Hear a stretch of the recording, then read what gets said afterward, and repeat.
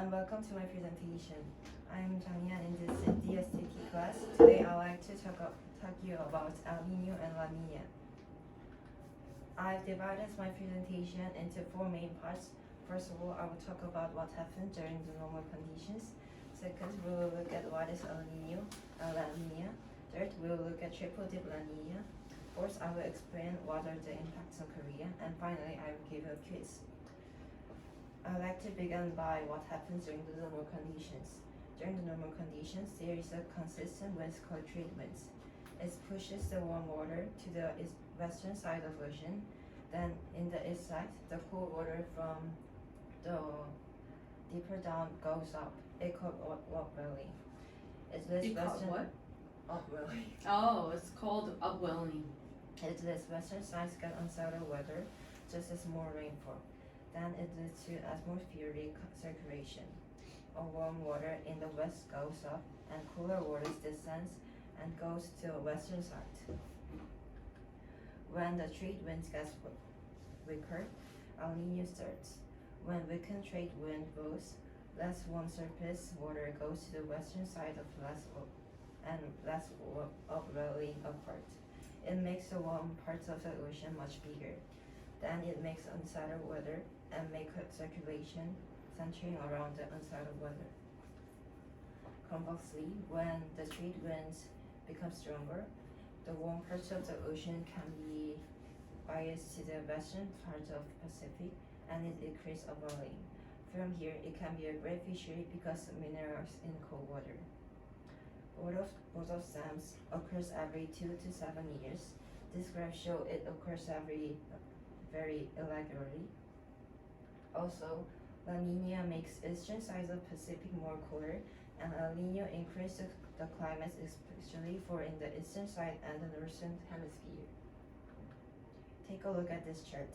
This chart clearly shows that El Niño increased the global temperature more than La Niña.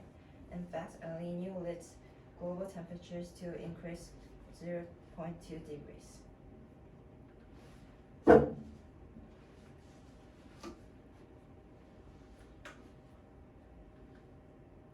Moreover, as you can see in this chart, El Niño leads to drought in Brazil, Indonesia, and India. Also, it is a flood in Peru.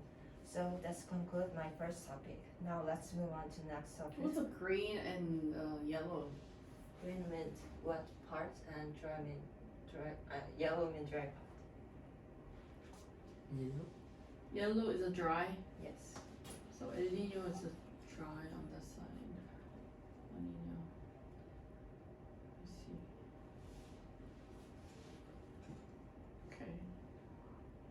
Now let's move on to the next topic, which is triple dip La Niña. Triple dip La Niña is a La Niña that can return for 3 consecutive years. As you can see on the graph, you will see the La Niña in 1955, 1975, 2000, and 2020 repeated 3 years, and I'd like to elaborate La Niña in 2020 for a few minutes. Triple dip La Niña in 2020 to 2022 is the first triple La Niña in 21 centuries.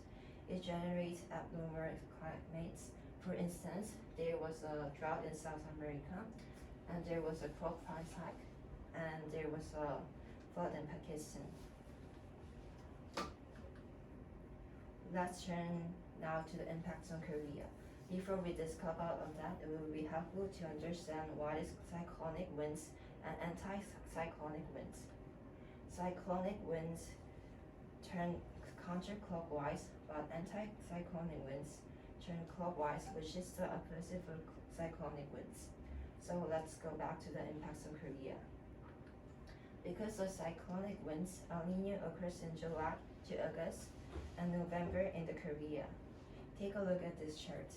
In June, July, August, the occurrence of heat wave increased. However, in September, the occurrence of heat wave decreased.